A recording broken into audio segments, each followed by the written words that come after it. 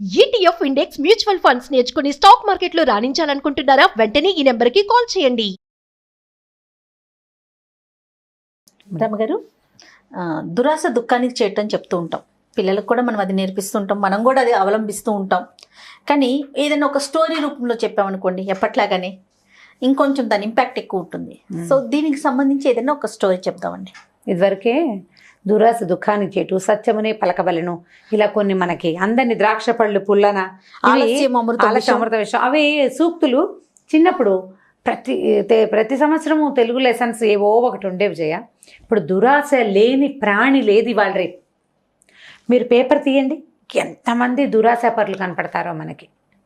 వాళ్ళు ఎవరో ఏదో 1000కి 2000 ఇస్తామన్నారంటే చేరిపోతారు. దురాశ కాదు, 1000కి 2000 5000 ఎందుకు ఇస్తారు? ఇలా స్కీముల్లో మోసపోయేవాళ్ళు, బ్యాంకులకు డబ్బులు కట్టి మోసపోయేవాళ్ళు, చిట్టీల్లో మోసపోయేవాళ్ళు, ఉచితార్థం ఎక్కడెక్కడిది మనకే వచ్చేసేయాలి, మనది మనకుంటే చాలన్న ఆలోచన అసలు లోకంలోనే నశించిపోయాం. మీరు ఒక 1000 రూపాయలు కట్టండి, మీకు కొన్ని రోజుల తర్వాత 2000 వస్తాయి, లేదా 3000 వస్తాయి అనగానే వెంటనే కట్టేస్తారండి. అంతే. మీరు ఫస్ట్ చెప్పగానే నాకు అర్థం కాలేదు. చాలా మంది అలాంటివి. అవునవును. ఇప్పుడు మనం ప్రతి ఆల్టర్నేట్ డే అంటే ప్రతి రోజు విడిచి రోజు పేపర్లోనూ మోసపోయిన వాళ్ళు, మోసగించిన వాళ్ళు, అంటే పెద్ద బ్యాంకులు, చిన్న బ్యాంకులు, చిట్టి వాళ్ళు బోర్డు తిప్పేసిన వాళ్ళు, ఎన్నో స్కీములు. ఇవన్నీ దురాశపరులు చేసే పనులే కదా. అవును, దురాశ తప్పిస్తే ఇంకేమీ లేదు. మా దగ్గర చేరండి, మీకు అదేదో ఎలా వచ్చేస్తుంది, ఎక్కడి నుంచి వచ్చేస్తుంది. ఇవన్నీ కూడా దురాశపూరితమైనవి. అయితే మనం కథలు చెప్పేటప్పుడు చెప్తూ ఉంటాం, ఈ వర్డ్స్ వాడకుండా చెప్పాలేమో అనిపిస్తుంది. మనం ఏంటంటే మనం తీసుకున్న దానికి సరిపడా పని చేయాలి తప్పకుండా. అవునండి. బార్టర్ సిస్టమ్ ఉండాలి వ్యక్తులతోటి. మనం ఎప్పుడు మాట్లాడుకుంటాం, ఎప్పుడు బార్టర్ సిస్టమే ఉండాలి. ఇప్పుడు నేను నీకు మంచి మాట చెప్తే నీ దగ్గర నుంచి నాకు మంచి మాట వస్తుంది, నేను నీకు చెడు చెప్తే నాకు చెడే వస్తుంది. నువ్వు నాకు మంచివు, నేను నీకు మంచి ఇస్తా. నువ్వు నాతో స్నేహంగా ఉండు, నేను నీకు సహాయం చేస్తా.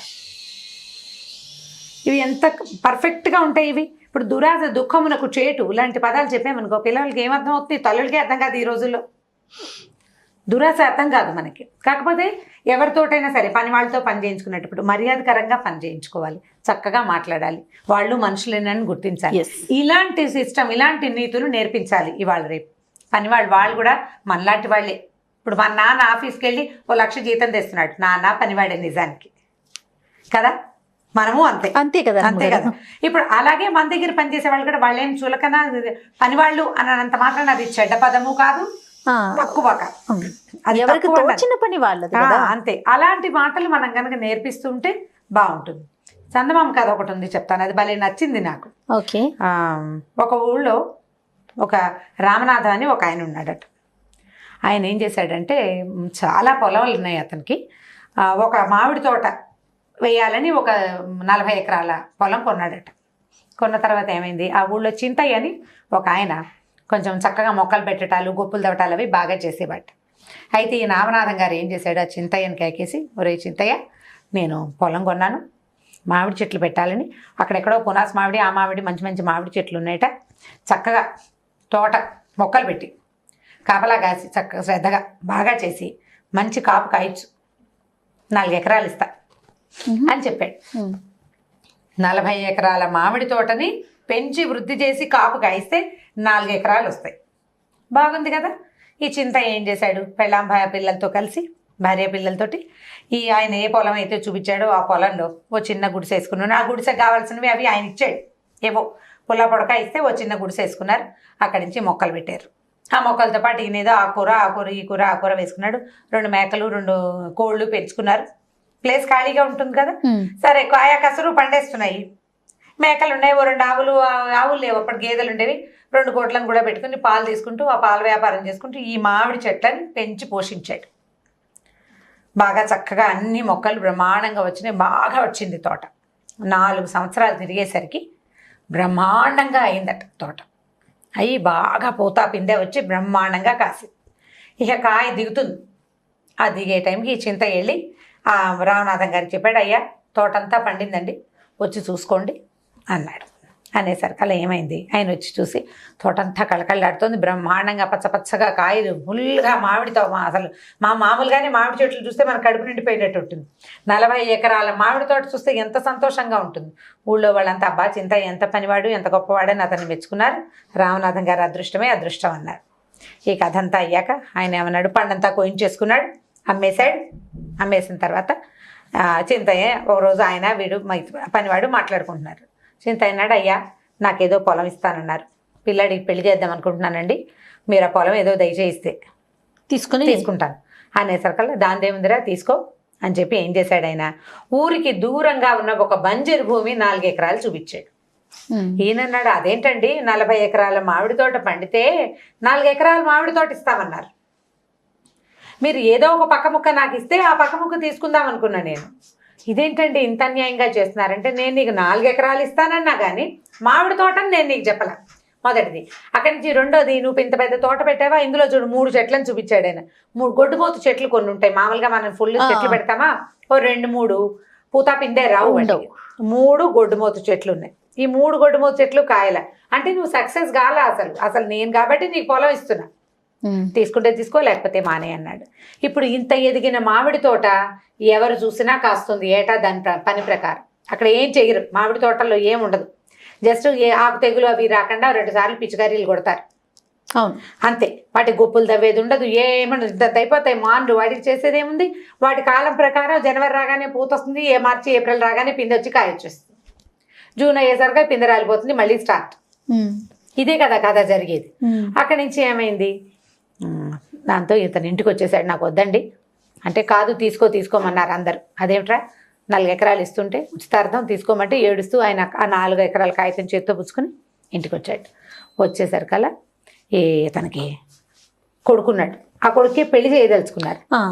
ఆ కొడుకు అన్నాడు, అదేమి నాన్న 4 ఎకరాలు పోనీ మామిడి తోట కాదు పండే పొలమైనా ఇచ్చాడా కాపు నీకు, కనీసం అది కూడా ఇవ్వలేదు.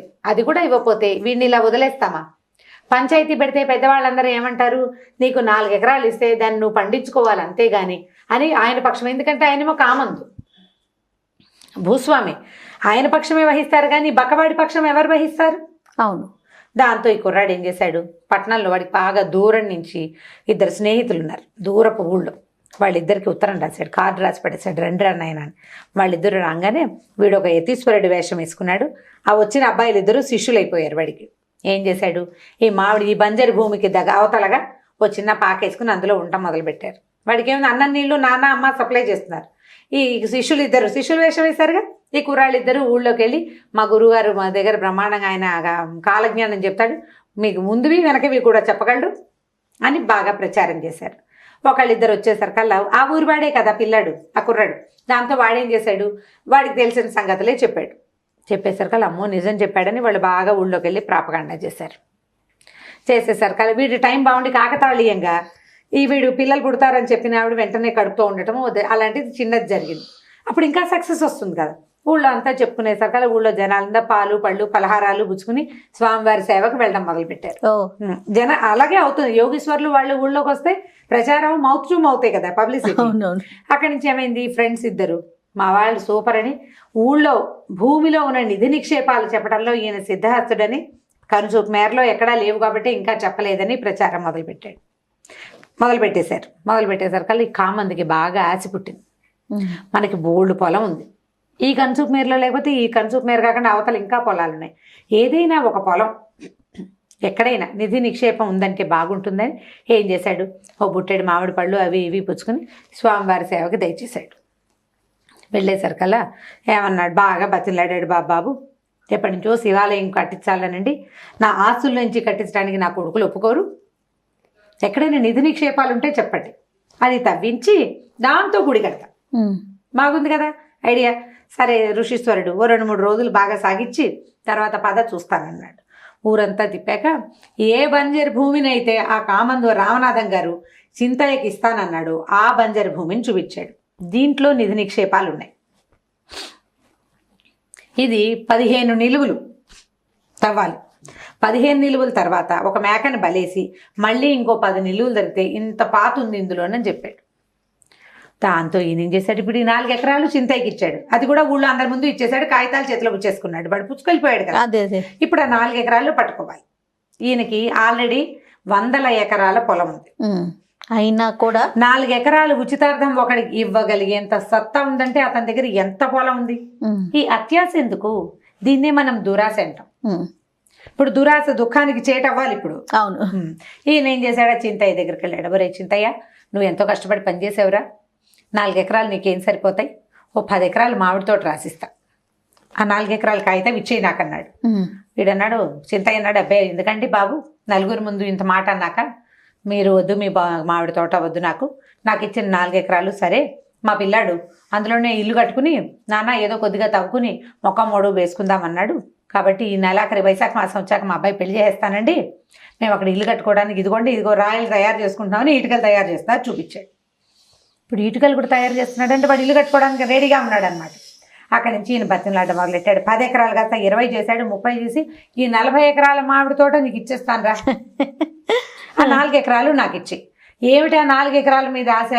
ఆ కింద 15 నిలువలు 25 నిలువలలో కింద ఇంత పెద్ద బంగారపు పాతుంది, అది తీసుకుని తన ధనవంతుడు అయిపోవచ్చని విరగగాసిన 40 ఎకరాల మామిడి తోటని ఇచ్చేయడానికి పూనుకున్నాడు.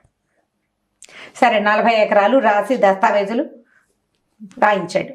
చింత అయినాడు, బాబు ఈ గోలు ఎందుకండి, నలుగురు ముందు చేయండి ఆ పని ఏదోను అంటే, నలుగురు ముందు అందరు ఆశ్చర్యపోయారు. ఏమిటి వీడికి పిచ్చా, 10 ఎకరాలు ఇస్తాడు, 4 ఎకరాలు ఇస్తాడు, 40 ఇస్తున్నాడు ఏమిటని ఆశ్చర్యపోయారు. 40 ఎకరాల మామిడి తోటని చింతయ్యకి రాసిచ్చేసాడు. ఈ చింతయ్య ఏం చేశాడు, వెంటనే ఆ ఊళ్ళో ఇంకో సుబ్బయ్య అనేవాడికి, ఒరే ఈ తోట నీకు లీజుకి ఇస్తున్నాను, ఈ తోట నువ్వు తీసుకో, నేను మా అత్తారింటికి మా ఊరు వెళ్ళిపోతున్నామని బేడ సర్దుకుని వెళ్ళిపోయాడు ఊళ్ళో నుంచి. ఈయన ఏం చేశాడు, ఈ పురుషేశ్వరుడితోటి మాట్లాడాడు సాయంకాలం. ఏమన్నాడు, బాబు ఎప్పుడు తవ్వనండి, ఏంటంటే ఇంకొక నెల పోయాక ముహూర్తం పెట్టారు, నెల తర్వాత తవ్వడం మొదలు పెట్టండి, నేను ఒక 1-2 ఏళ్లలో తిరిగి వస్తాను, కాశీనగరానికి వెళ్ళొస్తా, నేను తిరిగి వచ్చేసరికల్లా ఇక్కడ శివాలయం కట్టేయాలి అబ్బాయి నువ్వు, సరేనా అని ఒప్పించాడు. సరే ఈ నెల రోజుల లోపల ఈ చింతయ్య మొత్తం ఫ్యామిలీలంతా సర్దుకుని ఈ మామిడి తోటను లీజుకి ఇచ్చేసి తన వాటాకు వచ్చింది కదా 40 ఎకరాలు, ఊరు వదిలిపెట్టి వెళ్ళిపోయాడు.